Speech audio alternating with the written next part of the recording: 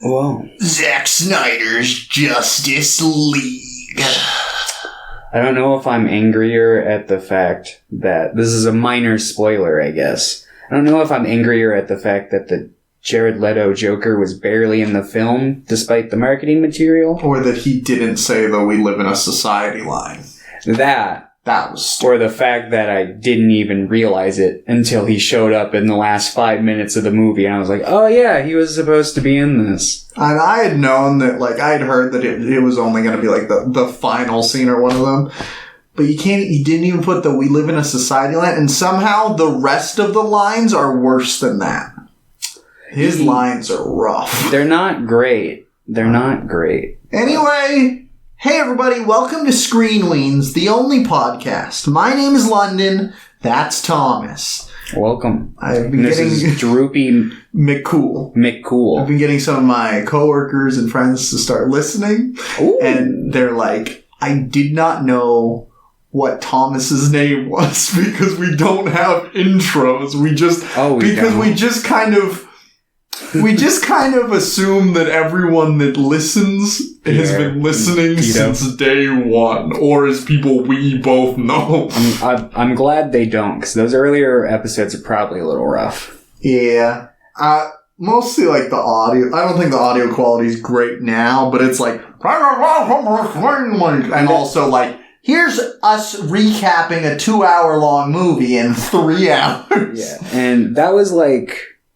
I wasn't edgy when we started, but it was kind of like the tail end of like me leaving high school and leaving my edgy phase, so I would still make like half-ass attempts at edgy jokes sometimes, which I'm sure if I looked back and listened to a few of them, I'd be like, yikes.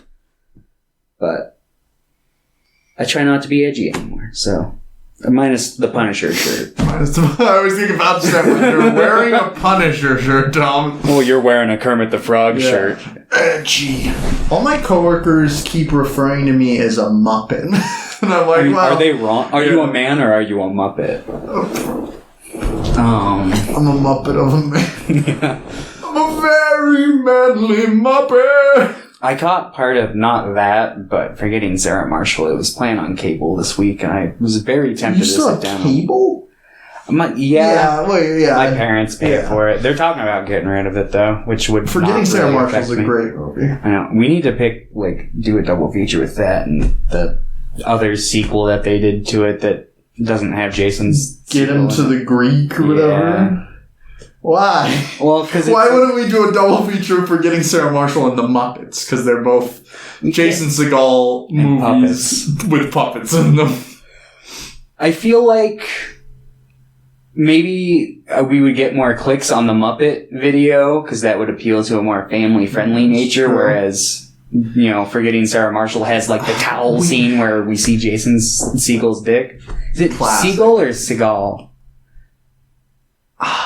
I don't remember. I think I say Seagal, but he's not related to Steven Seagal. Yeah. So I think it's Seagal. I haven't seen him in a film in like 5. I've never heard it pronounced by like an interviewer or something. Yeah. So I just jump in between usually.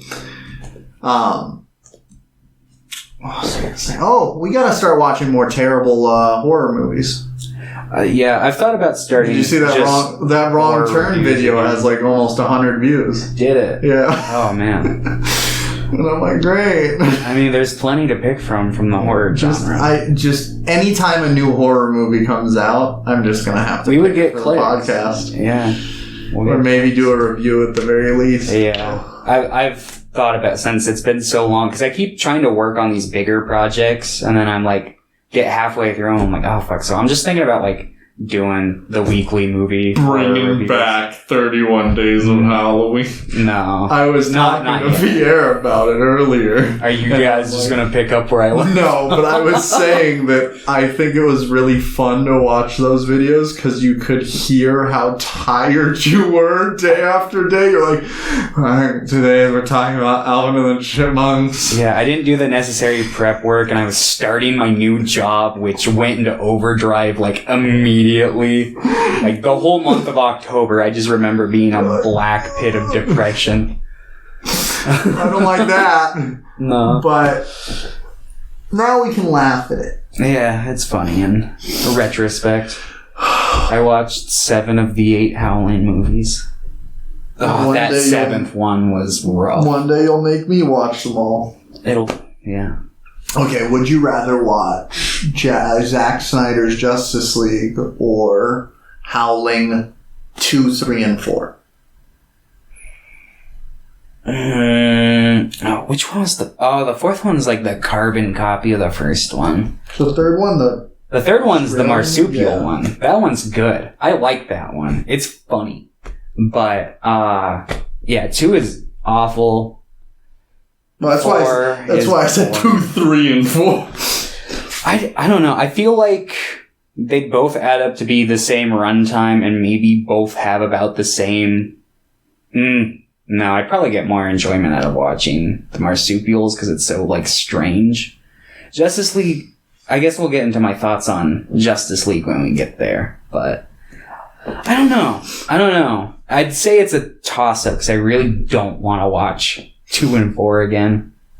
But I really don't want to watch a 4-hour Zack Snyder superhero movie. It's getting really good reviews. Even people who I follow online who are like notorious Zack Snyder haters are like, it's good. And I was like, so I guess we'll get into it. Yeah, we'll get into it. Like, yeah, there's a couple big YouTubers I watch who are like, I've been Snyder pilled.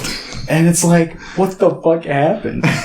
It's just confusing to me because, without diving too far, it's exactly the same as every other Zack Snyder movie to me. I'd say there's a couple things that maybe ground it a bit more than the average Zack Snyder film that make it a bit more accessible. But it still has a lot of those Zack Snyder isms in it that makes his other work insufferable that I think really bogged down this one. So I haven't watched a lot of movies this week. We started Falcon and the Winter Soldier. Mm-hmm. The first episode came out. It was pretty decent. It was a good first episode. We'll see how I feel. WandaVision, I thought was kind of bad. We'll see. You're the only person I've heard say that, though. Yeah, I know. Even Lucero liked it, and he fucking hates modern Marvel. So the main antagonists of Falcon and the Winter Soldier is this group called the Flag Smashers, which is like an anarchist sect.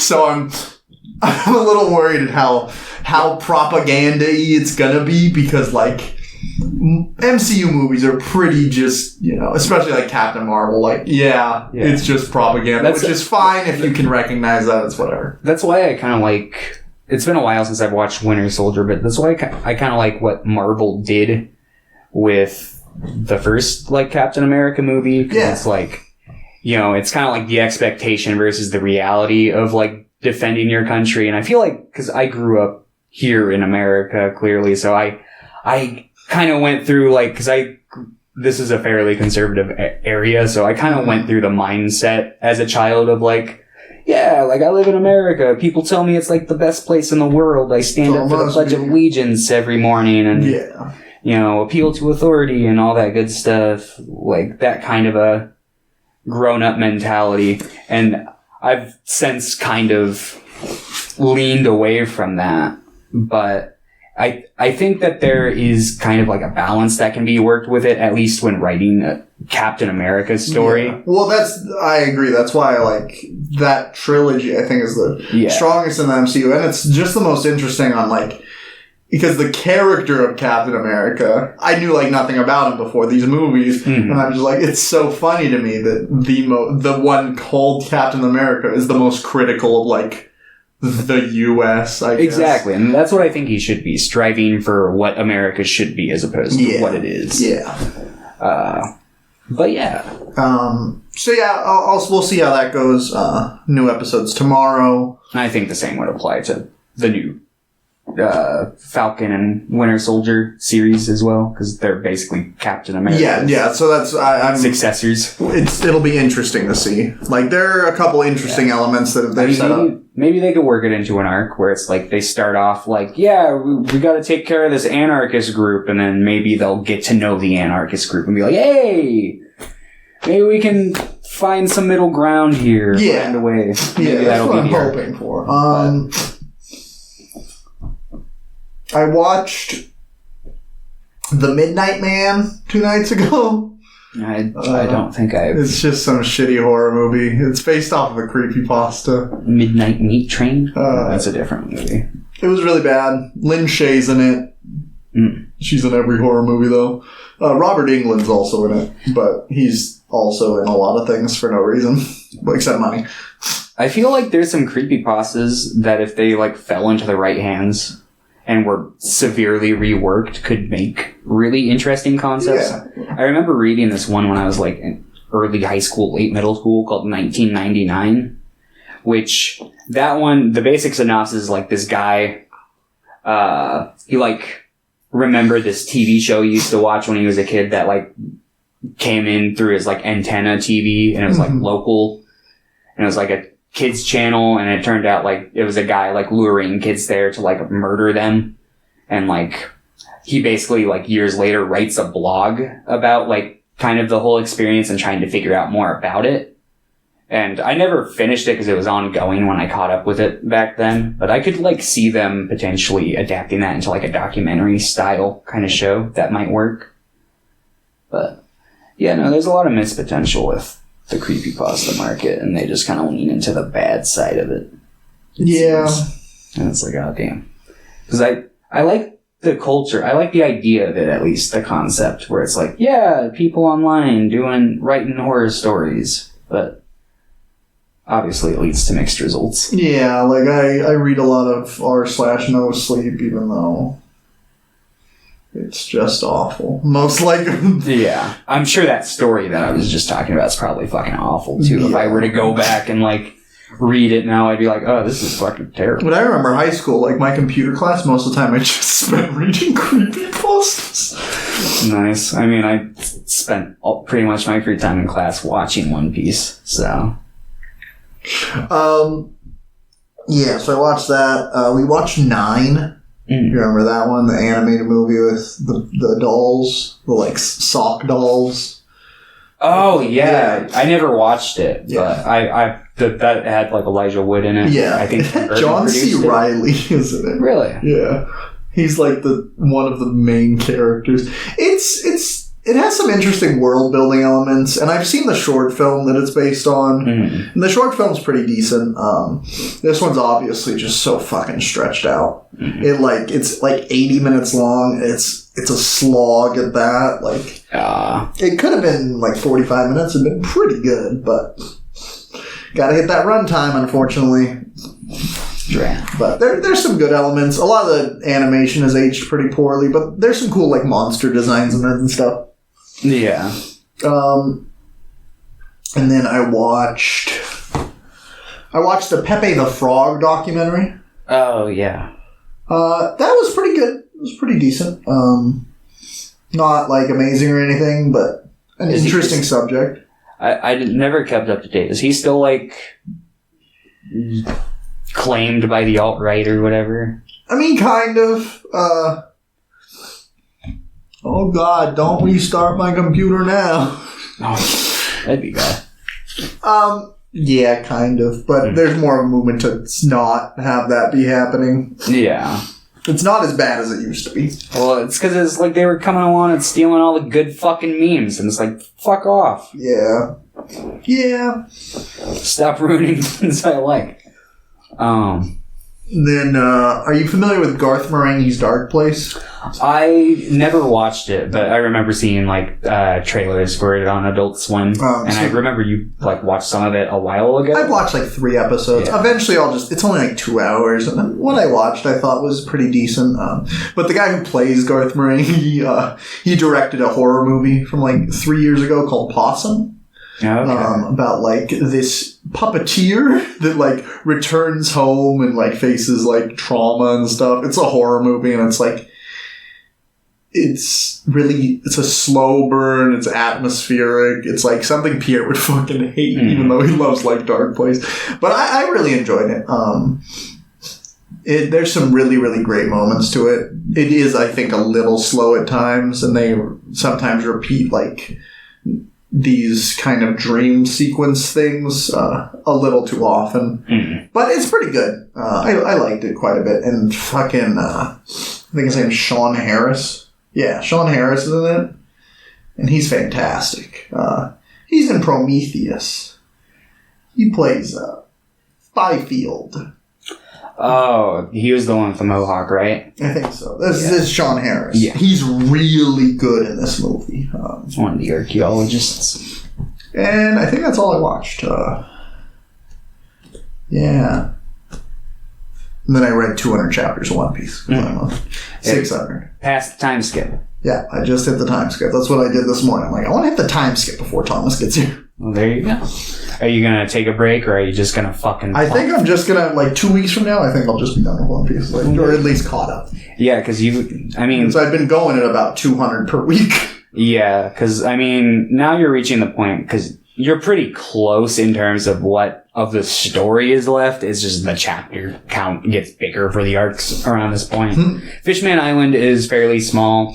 The arc after that one's fairly small, and then you hit Dressrosa, which is like 100. The longest, like, just solid arc. It's like 150 something, I think, if I remember correctly. And then the current arc's been going on for a long time. Right? Then there's a small arc after Dressrosa, which leads into a decently long arc, which then leads into Wano, which has been going on for, I think, 3 years now. Oh my god. I don't like the fact that I'm going to be caught up and just have to like. It's not as bad as it like. It goes by a little faster than you think. I caught up. It's going to be weird from reading 200 chapters a week to reading one. I'll find, as long as, clearly you're pretty patient with the series. I know some people don't like reading weekly, but I think it's fun. I think it's really fun to catch up, theorize, speculate, and the cliffhangers that Oda will leave you on. Like this most recent chapter had the most just what the fuck cliffhanger that I can't even begin to explain to you because I would still have to give you. Luffy's been a ghost the entire time? What? But yeah, it was a cliffhanger, and I think it's a bit of a fake out cliffhanger, but if it turns out to be true, it's one of those ones that's oh, this is gonna completely fucking break this arc. So it's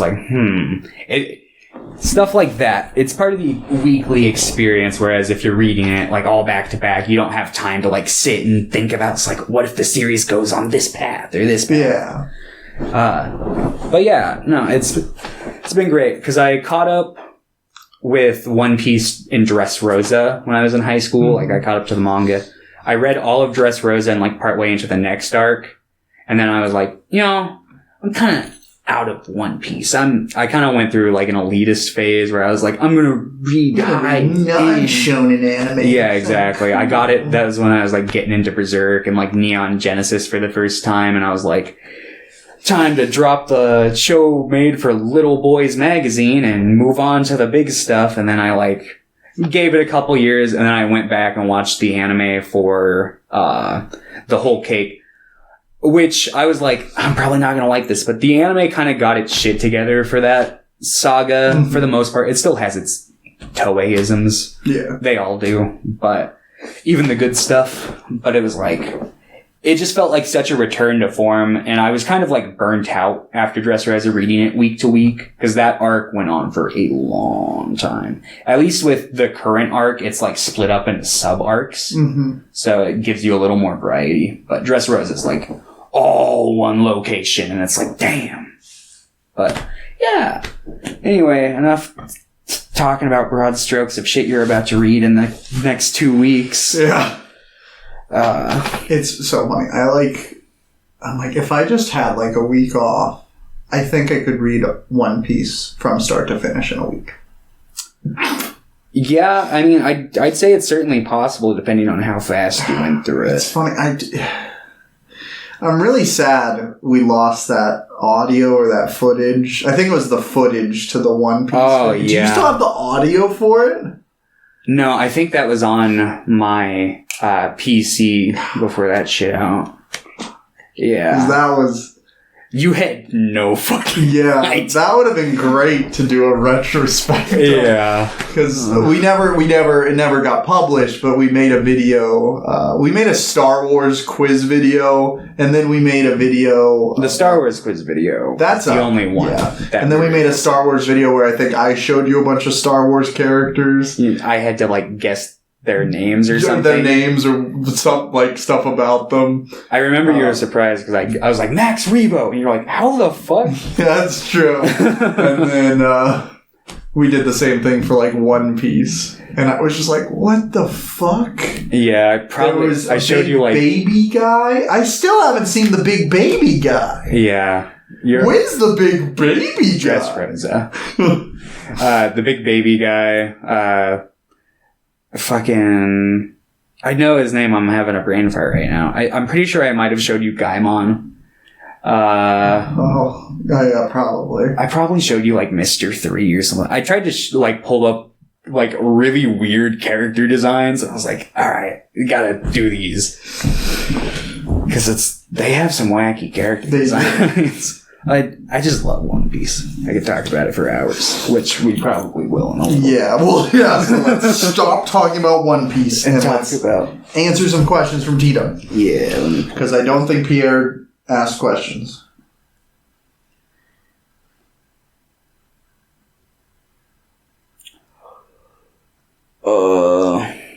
What made-up creature do you think would help the world most? Stuart Little. He'd run for president.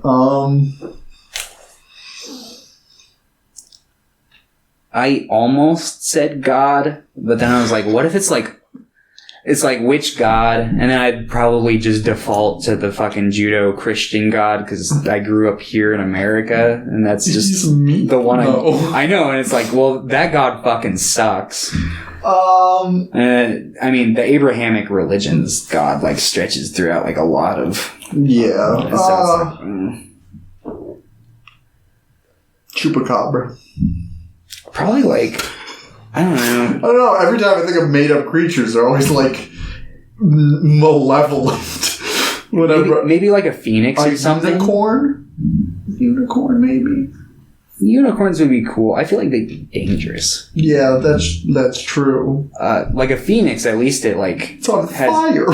Yeah, but it's fire. It's gonna start forest fires. But its fire has healing properties. Yeah, but it's still gonna start forest fires. I don't think the phoenix fire burns like a fire, but that might just be some stuff that I don't know. If we had dragons, then we could be Aragorn.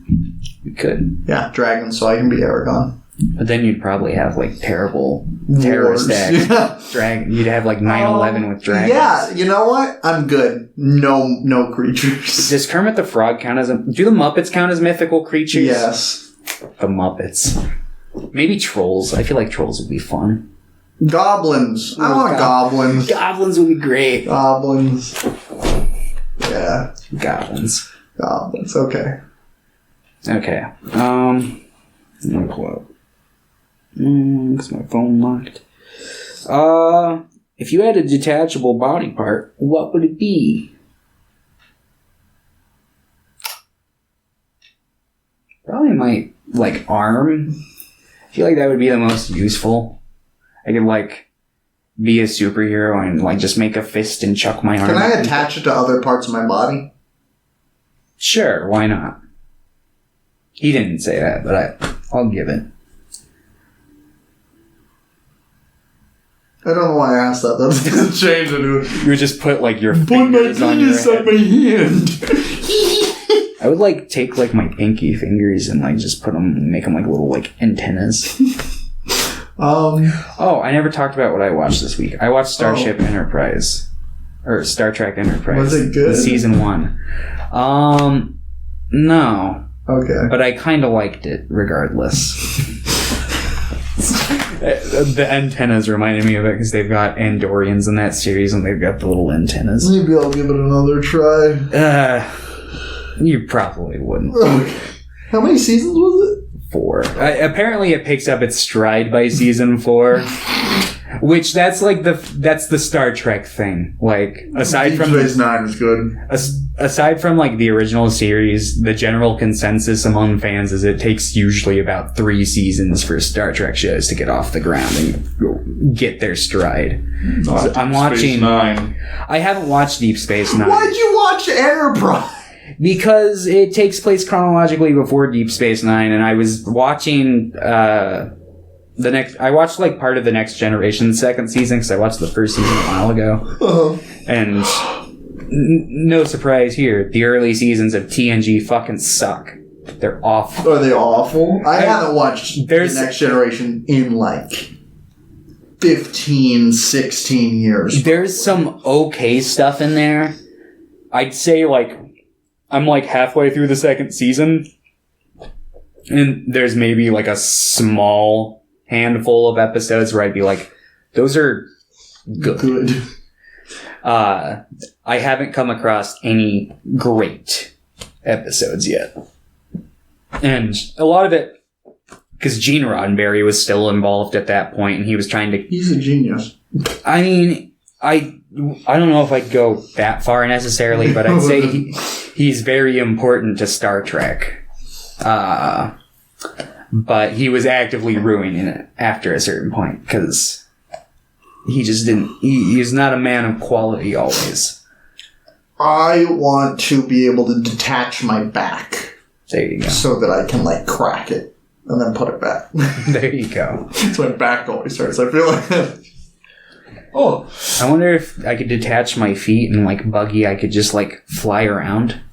More One Piece stuff. Anyway. Final question from Tito. Yes. Open it.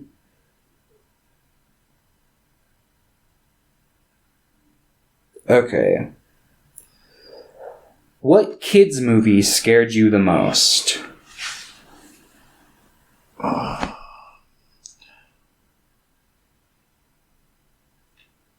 I mean, it's a kid's horror movie, but the fucking, like, Haunted Mask special of Goosebumps scared the shit out of me. I think I was, like, 6 when I saw it, though. So that makes sense. You know that kid show, I can't remember, it's about a clown girl on the couch, and the big comfy couch, I can't remember what her name is. Yeah, I vaguely didn't like that show. I hate clowns, so yeah. Like, oh, there's so many clowns. Kids movie scared me.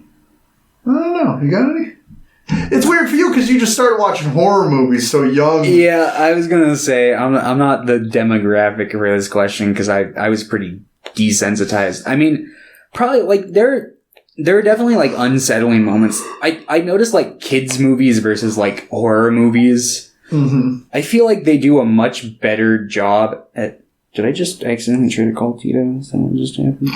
What happened there? Hold on, let me double check. I don't know what that was. Anyway, I feel like they actively try to tap into more like existential or like social horror, where it's like kind of like more imposing to like little kid main characters where like they feel powerless, so it adds for more tension. Yeah, which scared me as a kid. Yeah, like I guess maybe like the first thing that comes to mind is like Return to Oz. I still haven't seen it. Which I don't even know if I'd categorize that as a kid's movie. I wouldn't, from what I know. But we should watch Return to Oz at some point. Sure. Some other Oz movie that's not the original. We can watch... we can do an Oz deep dive but still not cover the original. We can watch the Tom and Jerry. Man. They did an Oz. The Muppets did an Oz. Yeah. We can watch... What's the one by Sidney Lumet? Oz. No, I don't know. What's it called? The all black Oz. Oh, The Wiz. The Wiz, yeah. Yeah, that's right. I forgot. Scariest kids movie, Cat in the Hat. That's fair. Yeah. Oh, I remembered that scene from The Grinch scared me out of the theater when I was a little kid. The one with the baby? No, it's the very beginning scene where he's like in the mailroom with Sidney Lou Who and he's like, the Grinch. And I was like, ah! He's great! I freaked the fuck out. My parents had to take me home. I don't know why. I think it was just unsettling, that costume. That makes sense. But, yeah. Yeah. Okay, question time is over. Let's talk about the two. I guess we'll just talk about them together, or do you want to talk about them separately? No, they're too similar to talk about. Like there is a substantial difference. We can talk about the differences between them as we talk about them. So, did you like them?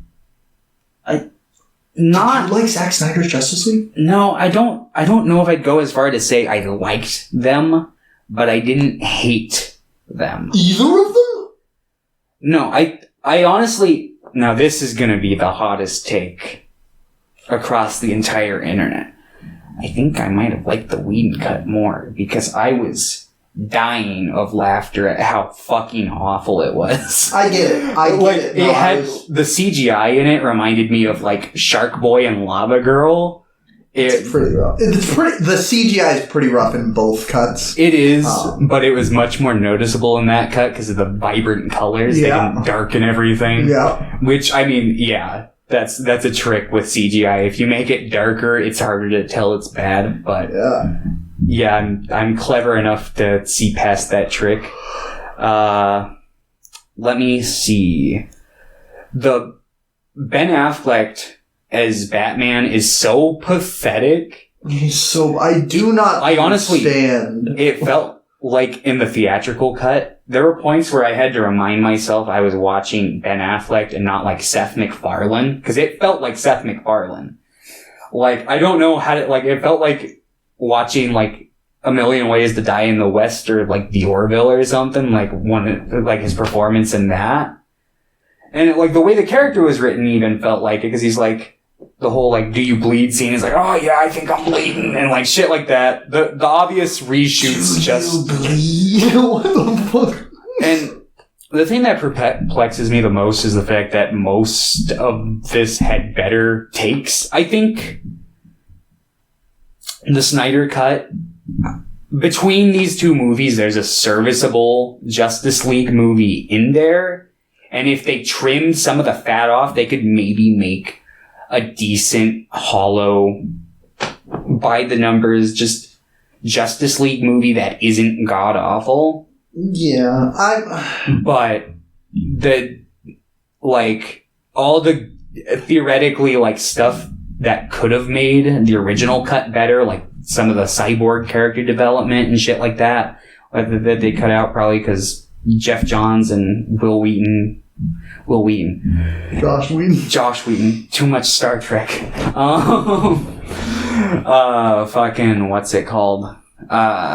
Clearly had that dispute with the actor who played Cyborg, and he called him out. And, yeah. It's it's so much of a mess to talk about. And Josh Whedon's a piece of shit. Yeah. So, and I don't think Zack Snyder is a terrible person. No, he seems like a nice enough guy. Yeah, he just doesn't make good movies. Yeah, exactly. So, I would want to enjoy the Snyder Cut more on a ethical level, I guess. Yeah. I think I did enjoy it more, or at the very least, I think it is a better movie. Yeah. But it takes 4 hours to get there, and it's really rough. Yeah, it didn't. It could have been 2.5. I think it could have been 2 hours. I think it probably could have if they cut out all the extra fucking gags and shit from. Well, the Whedon cut's just weird because, like, it's just so fast-paced, but it's still 2 hours. And the fact that they just reshot. Why did they make a Justice League movie before the intros to so many of these characters? Just the fact that they, like, went back and reshot so much of it just to shoehorn in, like, one line. And it's like... Yeah, or just to make... Because Ben Affleck had gained too much weight by that point because he was going through the divorce. Yeah. And, like, it's, like, because, like, apparently all of the Snyder Cut was, aside from that final sequence with Jared Leto's Joker, I guess all of that had been previously shot. And it's like, why did you go back? I think there was, like, maybe 2 scenes, but yeah. Yeah, and it's like, why did you go back and shoot all, like, if anything, like, one of the biggest critiques when Justice League came by no surprise to anyone, was the mustache edit.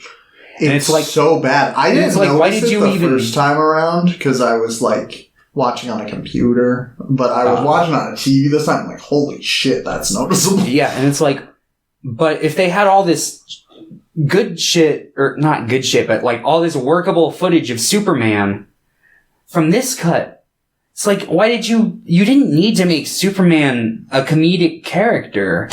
And it's like, why did you do that? Like, why didn't you just work with the footage of Superman you had? It would have been fine. Yeah. Like, the rest of the characters are, like, I guess, comedic enough in that cut to where they could have one character who plays it straight, but they didn't. But then the Snyder Cut, everyone's just fucking so edgy outside of, like, The Flash. I'm just like, Aquaman is so fucking boring in the Snyder Cut.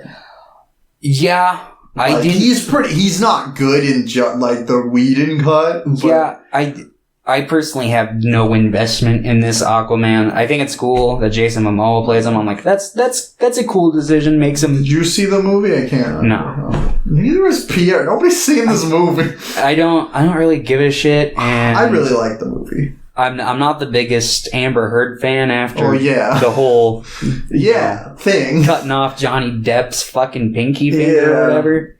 And it's just like... And it's like, yikes. I don't like that they brought her back. Especially since she was barely in the other cut, and it's like, she didn't need to be in this. You could have had Willem Dafoe do the blood thing that they did. And it would have been way cooler, too, because it's Willem Dafoe, and he's, like, a fantastic deity that we should just thank for walking amongst our earth. It's just... I just genuinely don't really get why people that don't like Snyder like this movie. Like, that's the thing that keeps bothering me because I don't understand it. And they're all like, well, it's better. Yeah, I agree with that. I do agree that I think it's a better movie, but like, the burger scene is god-awful. With the Flash... And the guy, he drops his burger. Yeah. And then it's a CGI mess of a bun and a I thought the best part about that was when he grabbed the hot dog and stuck it into his pocket. And it's only because it made me think of Luffy. Yeah. It's the pocket meat. And I was like, I'd do that. Ezra Miller, they're fine. I like Ezra Miller. I don't... Not really my Flash. I don't have a live action counterpart where I'm like, that is my Flash. Yeah, Ezra Miller, they're fine though for me. Like, I don't really care for any of the casting of the DCEU. I guess I like Momoa fine as Aquaman. Yeah, I think some of them are fine. I like Zachary Levi as fucking Shazam. Yeah, I like, and I think Henry Cavill should be a good Superman. Yeah. And he's constantly let down by the script. Yeah, because, like, he gives... It's like, I almost... Because I don't know if it's the fact that he just... I have faith that he could pull off Superman had he had the right director, the right script, the right everything. But, like, in these movies, he just comes off as so incredibly stiff in the role. And there's, like... When he's playing Clark... I can't tell the difference between him and Superman because he's still doing the stoic, deep voice. And it's like, that's not... Clark's supposed to be like Clark. He's a dork. hey Lois, hi. Like, I don't know. Give him a little bit of a soft edge. What was the one from Returns? Ruth? Brandon Ruth. Brandon Ruth. He nailed that. Yeah, he nailed that. He's great as Superman. Honestly, if they make a new relaunch of Superman, bring Brandon Ruth back. Give the man another chance. Literally. Or I guess there's talks. Because there was talks a while ago, but then it seemed like it was off the table. But I guess Michael B. Jordan might be coming back. I don't think he's necessarily a bad choice. I think Michael B. Jordan for Superman? Yeah. I think he could pull it off. Yeah. But, I don't mind the casting choice for The Rock as Black Adam. I think it works. I don't know if you saw today, I think it was, Pierce Brosnan got cast as, I think his name is Dr. Fate in the Black Adam movie. So that'll be interesting. This will be Pierce Brosnan's first time playing a superhero, I think. Yeah. And I love Pierce Brosnan, so... Yeah. Yeah, but... did you watch Batman vs. Superman this week? Kinda. You stopped it. It's rough. It's so... Dude, it's the worst superhero movie I've ever 40 minutes into it and nothing happened. Yeah. Nothing. Yeah. Were you watching the Ultimate Edition? Yes. So I was like, well, fuck, this is the version people say is supposedly good. And I was like... It's like the worst thing ever. I got to the point where there was 15 minutes of the movie where I just had to keep rewinding because I just kept spacing out. Yeah. And I was just like, oh god damn it, I don't know what's happening. There are worse movies that I've seen, but that might be the worst movie I've seen with that kind of budget. Yeah, it's just holy fuck. That was bad. Yeah. Justice League, even the Whedon cut, I think, is substantially better. Yeah. Because the Whedon cut is nonsensical, and that's probably why fucking stupid. Because I watched, the first but it's not hour... boring, I guess. ...of Batman versus Superman, and I was like, fuck this. And then I put on the original... Whedon cut. It's so much. And I was like, I'm like, this is fucking hilarious. That's true. And then I watched the Snyder cut and I was like, well, this is the same movie with some extra character info and they changed some stuff around and it's 2 hours longer and I feel it. Yeah, maybe it doesn't help that I watched the original cut the night before. But it was just... No, I watched Zack Snyder Cut the day it came out. And it just was it was fresh. And then I just finished Justice League an hour ago. Right before we started. And it's it's slow, lots of slow motion scenes. So much. And it's not lots of scenes that are basically just AMVs inserted into the movie. And it's that doesn't count as doing a montage to sad music doesn't count as any sort of development. It's not effective to me. You playing emotional music over a character looking sad or jumping into an ocean isn't going to make me go, this is a good movie. Yeah, I need them, it's fine. I do think that musically... I think if it complements, it can enhance an already. It has to have a scene before that why am I sad? Not just I'm sad. There were points where, and with the aspect ratio of the film and the music scenes, there were points where I was I can't tell, but it almost feels like he's going for a Wes Anderson-esque thing with this, but I don't know if that was the intent, but the scene where Aquaman jumped in, the waves on both sides are kind of symmetrical, and I'm just is that what he was going for there? And it's kind of an indie song playing over the top of it that's slow, and it's I hope I will say that just the Aquaman Zack Snyder is just I'm sad, and that's it. That's all.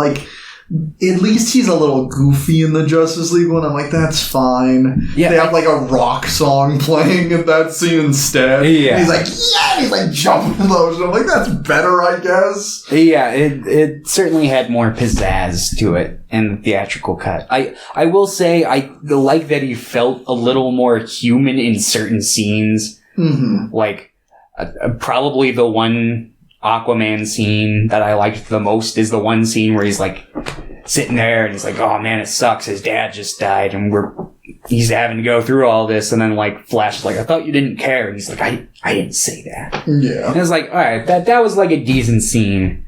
Well performed. You know, I felt it enough. Yeah. It worked. But like, there's other scenes that kind of operate on that same logic within the movie. It's just that, like, I don't feel like I have that base of a proper build-up to care for a lot of it. And it's like, the movie's 4 hours. I should. Yeah. And I can't tell you how pissed off I was when it got to the point where the movie ended and I looked at the runtime and saw that there was 30 minutes left.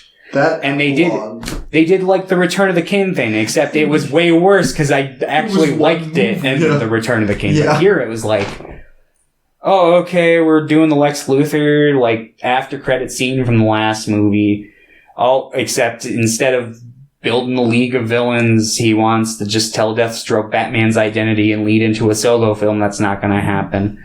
And then we get the Jared Leto dream sequence, and then I'm like, all right, well, is it over now? Oh, no, an extra scene with Martian Manhunter. And then, like, it ends with Martian Manhunter, like, what felt like a 30-second shot of him flying away. And I'm like, is it over? And then it, like, stayed stagnant on the area where he just flew away from. I'm like, oh my god, end this fucking movie already. It's 4 hours and, like, 8 minutes, and I'm losing my mind here. It's just so bloated, and it's like, it doesn't need any of this. Like, take the Cyborg shit, trim it into the theatrical cut out all those stupid extra jokes. You could use the better takes from this movie where Ben Affleck's slimmer or whatever, if that's what you want to go for. Change the fucking, literally just get rid of the fucking, terrible contrast stuff saturation.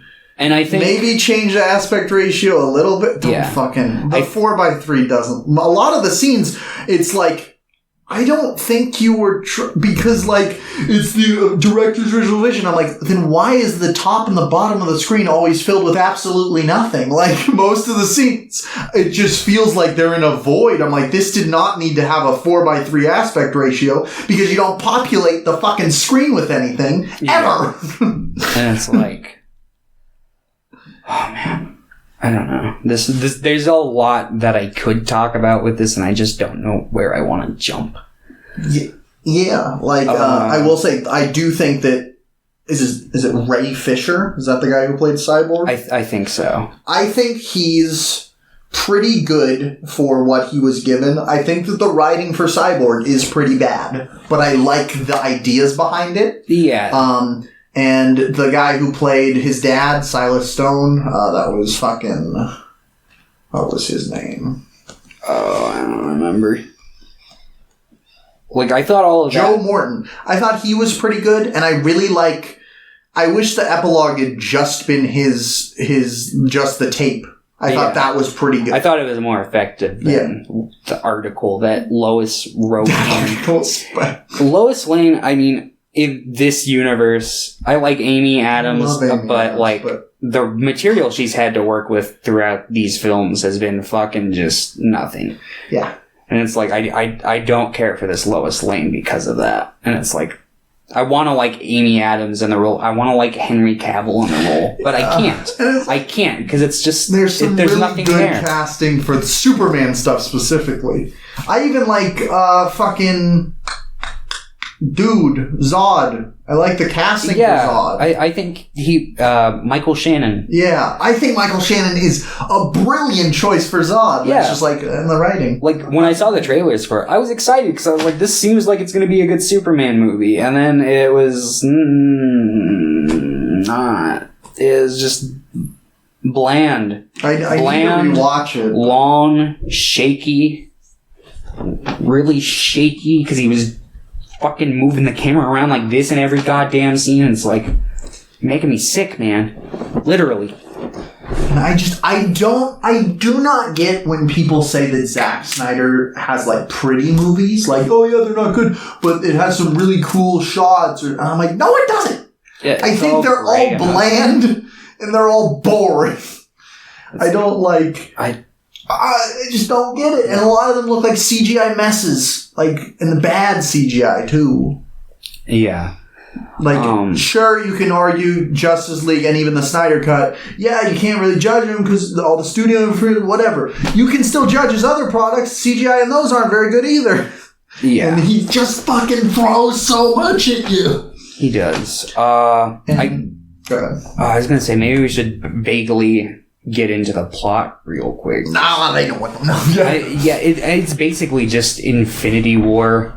Yeah. We lost our big hero, or I guess it's like a mix between Infinity War and like Endgame's story. Yeah. Because it's like we lost our big hero, and so we're left in this kind of empty void where like the current heroes are trying to get everybody. Batman's basically trying to assemble a group of heroes to fight against any great force that may be coming. Theatrical cut, he knows because he fought Bill from Mindhunter on the roof.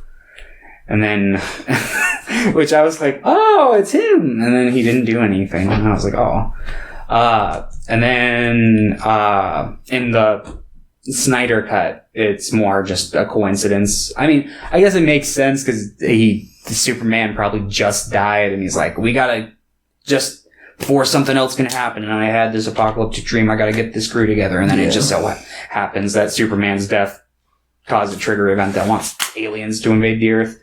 Because the cubes have awakened, and the cubes are like the Infinity Stones, just something for the villain to collect. Yeah. A goal for them to try and stop him.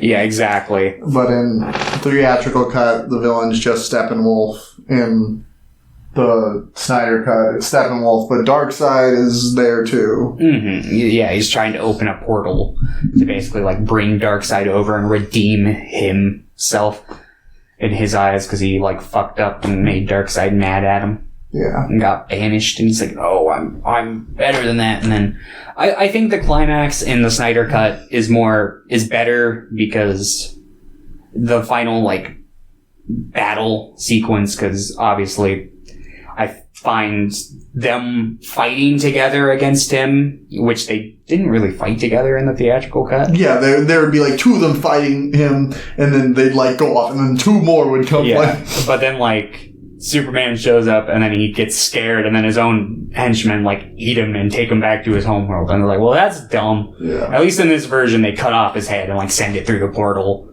and kind of like leave somewhat of an impression. Yeah. I had to go back and rewatch the theatrical cut, the last couple minutes, because I honestly forgot what the fuck had even happened. I was like, I don't remember how they ended it in this version. And then I saw them eat his own henchmen, eating him, and I was like, oh yeah. So yeah, I think it's better in that department. Like some real basic character development for Cyborg that was just completely absent in the theatrical cut. The theatrical cut's so rough for Cyborg because it's like, yeah, I almost wonder if they did that as a spite against the actor. Probably. He just shows up in that one like tunnel. He just shows up. Yeah, and they don't say anything. He's just there with them. Yeah, he's just there. They have like some scenes where he's like at home brooding about being, and it's like the edge is like up to 20 in the theatrical cut. Yeah. At least they show some more non-edgy scenes in the Snyder cut, which makes it feel a little better. And the tonal shift, he's just like edgy, and then the last like 20 minutes he's like, and now I'm one of the good guys, so I'm okay. And then he's like laughing with Superman. And that scene right at the end where they're laughing together after they like beat Steppenwolf or whatever, I'm fine with if the whole movie wasn't like trying to be all jokey. Yeah. Like, it would have been somewhat impactful, I think, if, like, all of them were, like, more brooding. Like, I think it would have fit in the Snyder cut okay, actually. Yeah.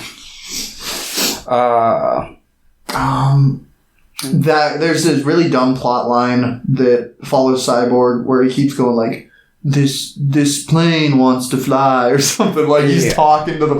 I'm like, that's fucking stupid, and it doesn't go anywhere. It's just like, fix the plane. I'm like, okay, why'd you have to say it wants to fly? Just like, hey, I can fix this because I work with machines. Yeah, it's like they're trying to pull like a Tony Chopper because like he can talk to all animals because he is an animal. So it's like this guy's a machine. Talk to machines. And it's like, okay, that's fucking stupid. Like, what are you reading the code? Like. I don't. God, that almost reminds me of in an episode of Starship or Star. I don't know why I keep wanting to call it Starship Enterprise. Star Trek Enterprise. They fucking have to like communicate with an alien by developing a language that's just kind of like electric static. So I wonder if it was kind of like that. He's just like, I understand your language. The electrical buzz and humming that David Lynch would do. But, yeah, it's really hard for me to think about things that I enjoy about either of the movies, unfortunately. The theatrical cut, the opening, the, like, phone with Superman, I think that's a good idea. I really like interactions with Superman and, like, regular people, and I think it's a cool idea to have the opening be, like, especially old footage of, like, a child talking to Superman. Like, that's a cool idea. It's a especially bad since scene, this universe is, like, so devoid of people actually connecting with Superman on a more human level. Literally, he's the Superman. He's human. Like, that's the point of his character. Yeah, like...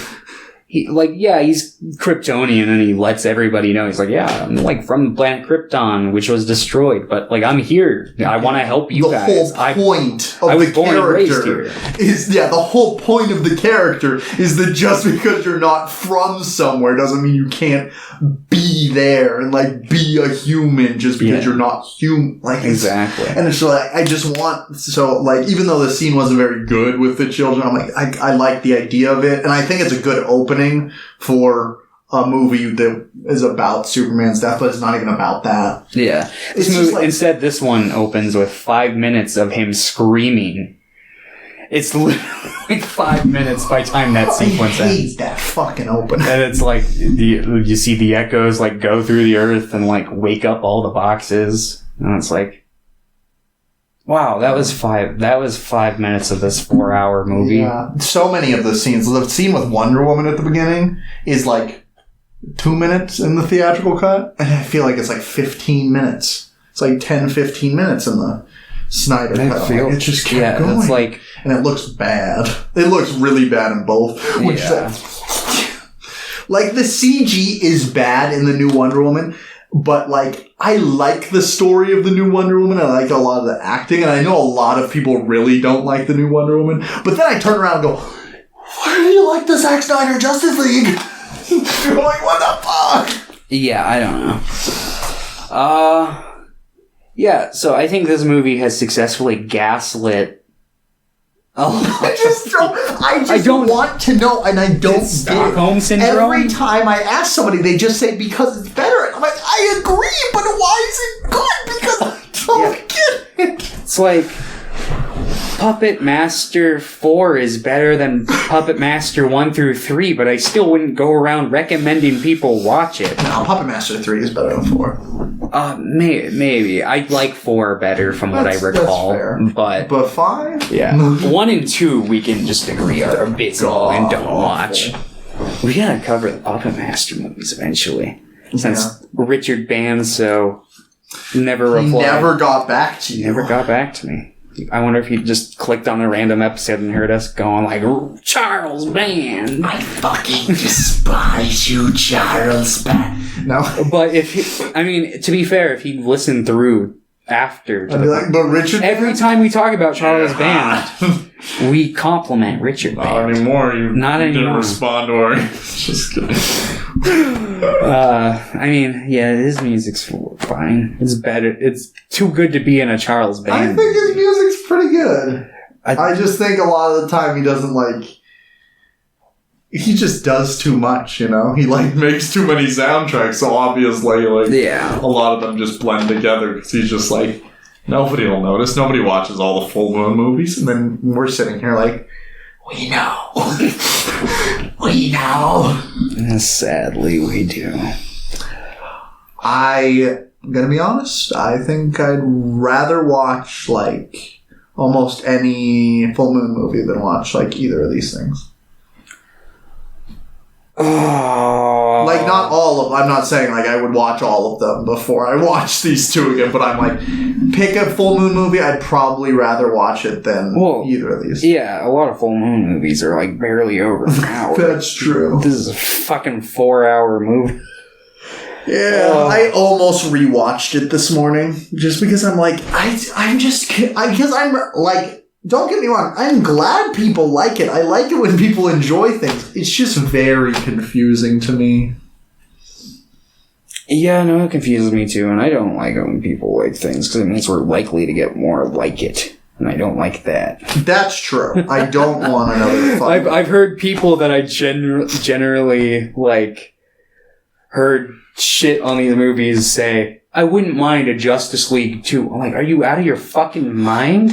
We just got out of this dark era. People are trying to be like, no, restart the Snyderverse. I'm like, no, please. We're literally like, Aquaman, Wonder Woman, Shazam are all good starts to actually good DC stuff. Yeah, please do not give Snyder another movie. Do a new Superman movie. Do a new Batman movie, which I don't have faith in the new Superman movie that they're doing. J.J. Abrams is pretty. I'm excited for the new Batman, though. Yeah, I'm excited for the new Batman. I don't think Robert Pattinson is a franchise Batman. I think he's like maybe a trilogy Batman at most. That would be sick, though. Like a trilogy. Yeah, but I could see him just doing this one film and being like, I did it. I was Batman. And just going back to do Robert Pattinson things. Dude, I'd watch a Lighthouse too. The Lighthouse versus Justice League. It's like the same movie again, but Robert Pattinson's just aware of it the whole time. Oh. He's just like, I've been in this movie before. That'd be pretty good. It just drives him crazy. Yeah, but both of these are bad. And yeah. Like. Yeah. Yep. That's about it. Got anything else you want to talk about Justice League? I mean, it's just like, everywhere I turned, pretty much every single part of it was bad. Zack Snyder's parts of it had potential, but most of them are bad. Like, it's just like, that's... Yeah, like I said earlier, like if Topher Grace wants to cut this into a more tolerable, serviceable edit, he totally can. But like even then, I think at the most this movie has like maybe a 4 out of 10 inside it. I'd maybe go as far to say if this movie had a really good edit, it could maybe pull off a 5. I think the script's too bad. Like, you can't just cut out the terrible dialogue in both of these. People were talking about, oh yeah, there's so much less of the Whedon script. And I'm like, yeah, you get more of the fucking Chris Terrio script now. That's not any better. I will say it's maybe a little less cringy because the fucking like Marvel style jokes are yeah, gone. But the cringe made it at least somewhat engaging, I guess. Fair. Yeah. I don't really have much more to say. Just like I'm glad we're probably done with it. I think this cut has been extremely successful. Zack Snyder's like, well, actually, I know Zack Snyder. There's a 7-hour cut that we have. Then that one, everyone just goes back to universally. But he's like, well, actually, there's a 10-hour cut. It goes on for 12 years. There's like a cut that comes out every 3 years. Jeez. Yeah, I just say, fucking burn it all. I guess do like soft reboots that kind of pick up from where like Wonder Woman, Aquaman left off, I guess, since people want like those Aquaman actors 2 to keep is gonna playing. happen. Shazam 2 is gonna happen. That's fine. Just Reboot everyone else. Yeah. Just do small contained stories. Oh, I didn't even say Birds of Prey. I loved. That's a DC movie. But that's so disconnected from all of them. And that's probably why I liked it. Yeah, that's kind of how I feel about Shazam. Yeah. Which, I didn't love Shazam. Aside from Neck Up Superman, there's really nothing grounding it to the other Superman movies. Or other DC Neck movies. Down.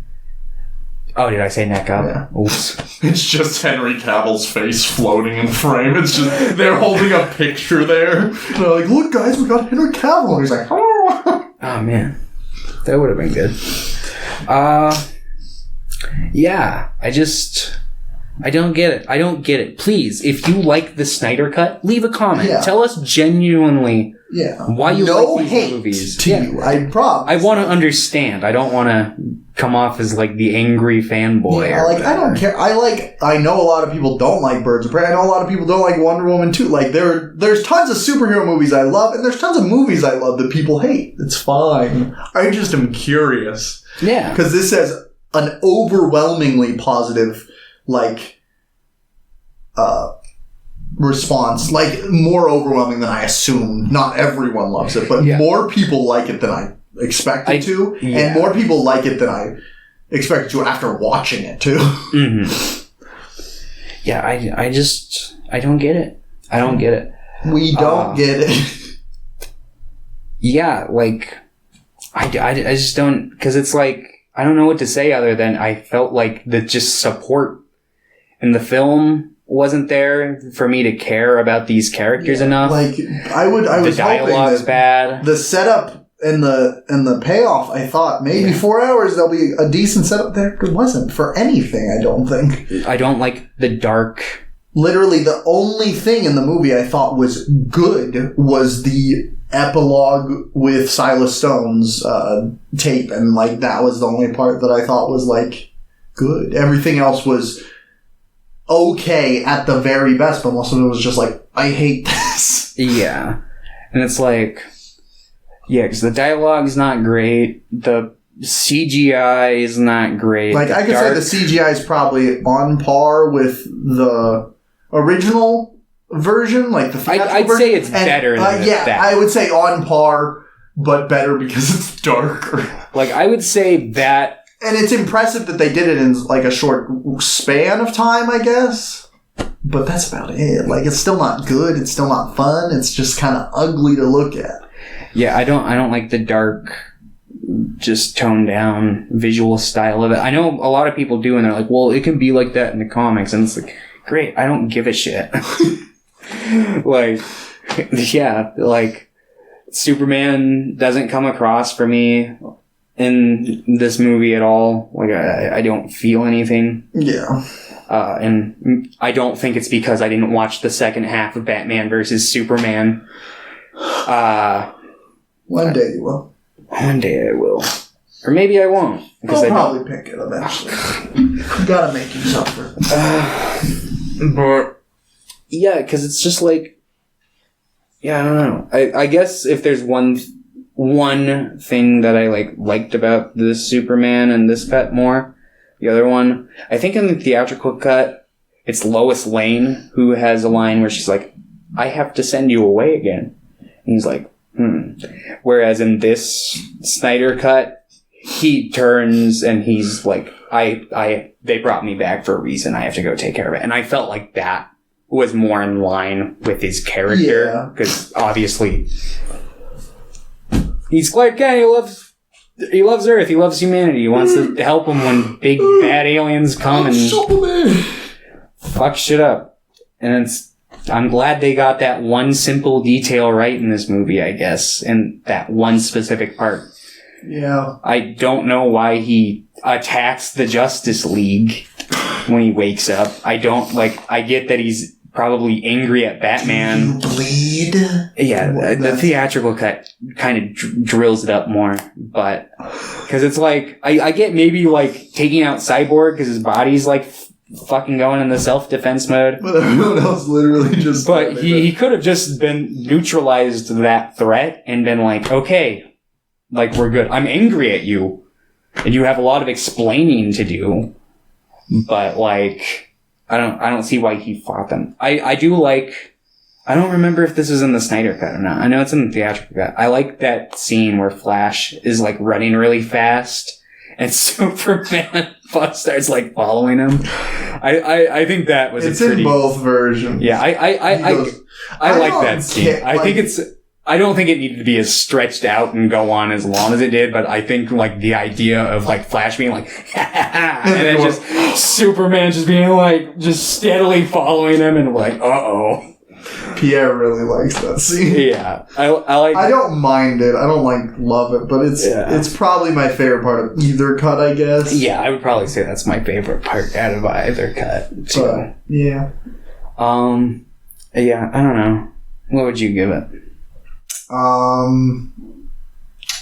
The theatrical cut, I gave a 1 out of 10, and the Snyder cut, I gave a 2 out of 10.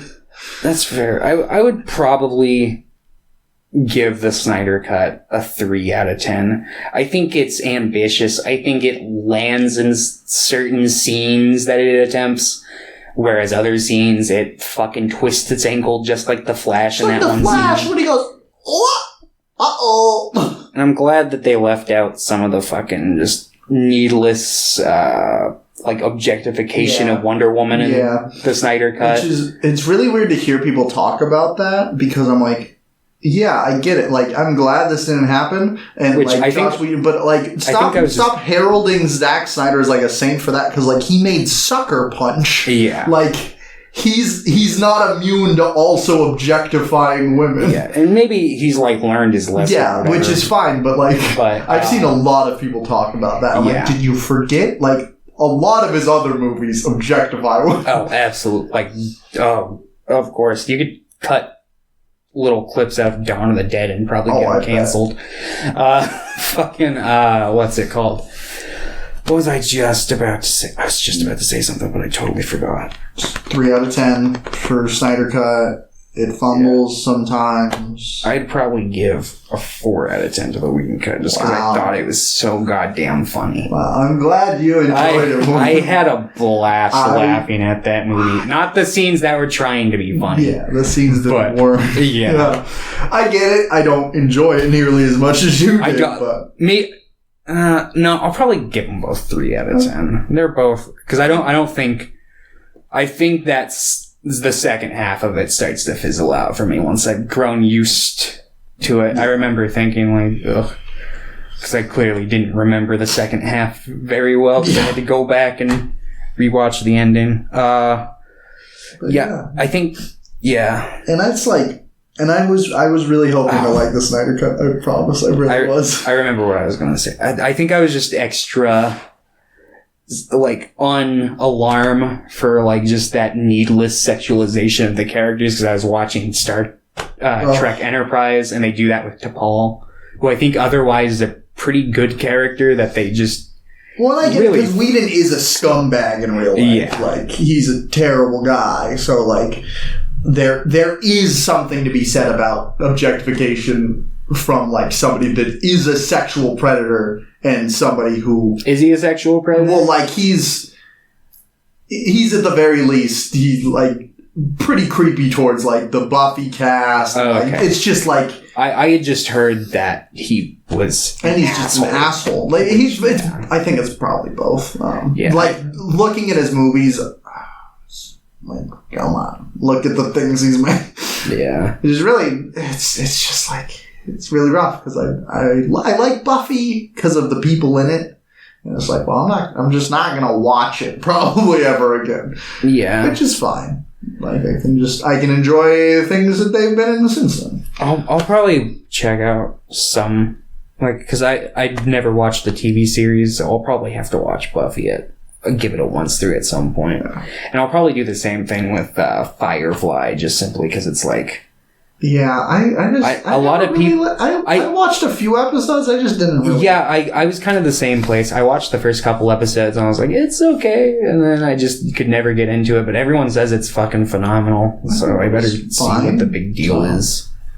at some point. It's really hard for me to watch TV shows if I don't think they're good. Like, Firefly I thought was fine, and then I was just like, I don't want to devote more time to this. Like, even a movie, I'm like, this could be a terrible movie, but it'll be over in an hour and 20 minutes. I'm the same way with everything except for Star Trek. I don't know what it is. I get it. Star Trek, it's easy to watch Star Trek. Maybe it's because I grew up watching Star Trek, but I was just like, I can just watch Star Trek. Bad episodes of Star Trek are still kind of good to me, you know? Yeah, like they're fun to watch. They're fun to kind of dissect, and like, even though episodes that don't work, I think it's kind of fun to compare them because like, it's not a big mystery that a lot of Star Trek is just kind of like, they've got maybe like 7 episode archetypes that they kind of build around, and it's like, it's kind of fun to like experiment and like see how the writers try to keep it fresh, and maybe sometimes how they fail to keep it fresh. But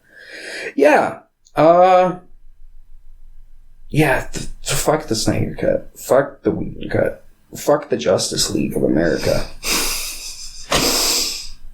Yeah, can we just can DC just stop making movies? Can we just stop with the superhero train here soon? Maybe I'm just being cynical. I'm starting to get fatigued.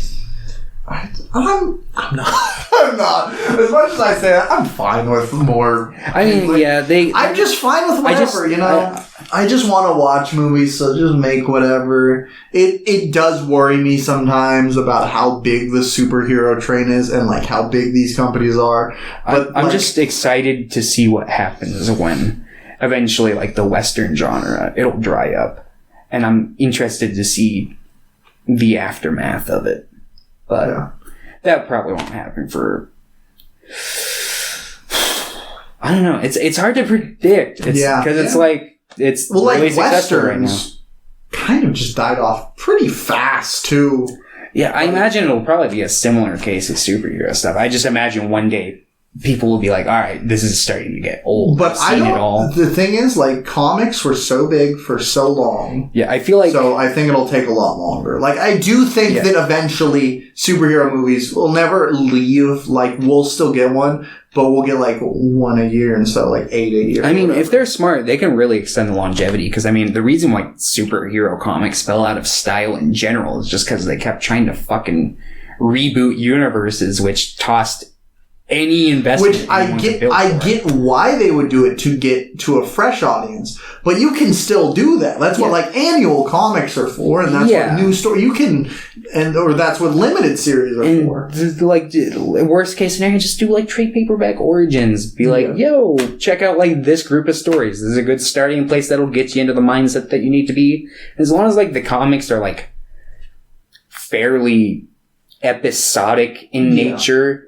Like, you can have ongoing arcs in the background of shit that, like, I don't think anyone particularly minds as long as they can kind of grasp the bare bones of what's going on in the given story that they're hopping into. Yeah. And they can still be like, oh, what's this going on in the background? That's kind of interesting.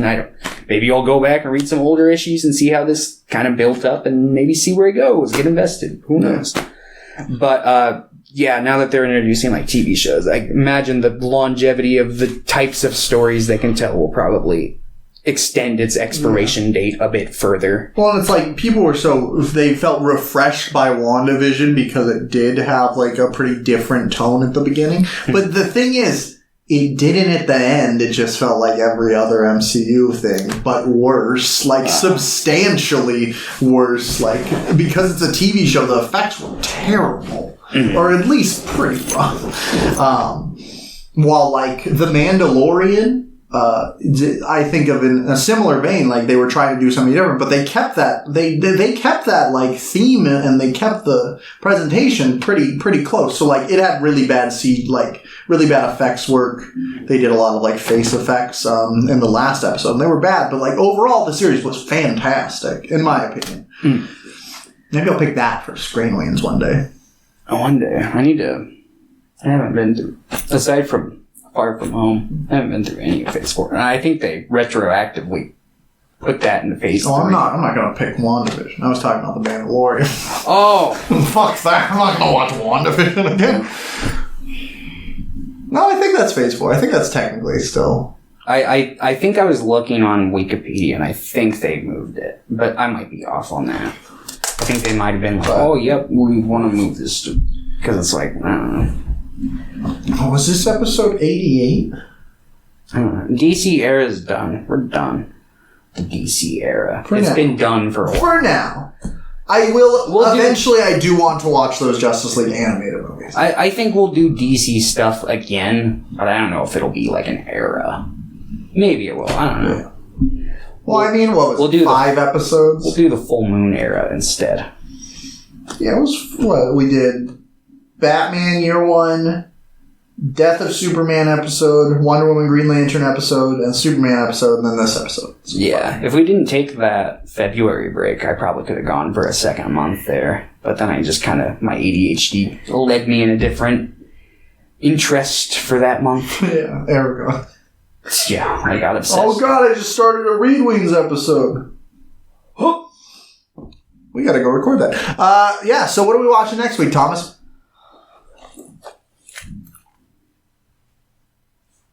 Star Trek, the original series, yes. Season 1. We'll be talking about select episodes from Season 1. But we'll just talk about Season 1 as a whole, probably, mostly, and then dive more into... I'm no longer planning on rewatching the whole season. Never mind, I was lied to. Well... So we're gonna watch those 10 episodes. Episode 4. It's not episode 4, so, okay. What? It's, the production order is different from, like, how it's categorized and, like, DVDs online. It's fucking stupid. So I'm just gonna read the episode titles. We've got The Enemy Within. We've got Balance of Terror. We've got The Galileo 7. Arena. Tomorrow is Yesterday. Court Martial. Space Seed. Yo. Captain Kirk just comes in space. Space Seed? Yeah. That's like, that is the episode that is the prequel to Wrath of Khan. Prequel as in it existed before Wrath of Khan and is like the Khan episode that the movie is a follow-up to. This Side of Paradise, Errand of Mercy, and The City on the Edge of Forever. I had a really hard time picking just 10 episodes. I really wanted to cover The Menagerie, which is a 2-part episode that includes the pilot in it, but it was just 2 episodes. I didn't want to take up 2 episodes. And the other one that I really wanted to do was The Devil in the Dark. Yeah, I saw that crossed out in this picture. Yeah. But...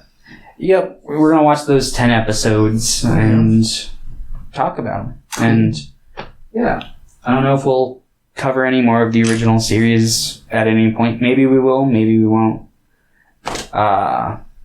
If anything, probably the motion pictures. Yeah. We might do, like, a second part where we cover, like, some episodes from 2 and 3, or season 2 and 3. Maybe. I don't know. I'm just gonna title the episode Star Trek Season 1, though. I'm not gonna fucking go select episodes of Star Trek. You can do that. I mean, I can broadly still talk about Season 1. Cool. But I mean, I can too, you know? You don't have to watch a whole season of stuff. With Star Trek, like, they're also episodic. It's like, yeah, you get the feel. At least for this season. Some of the later Star Trek stuff, it has kind of... Well, yeah, like, there are, like...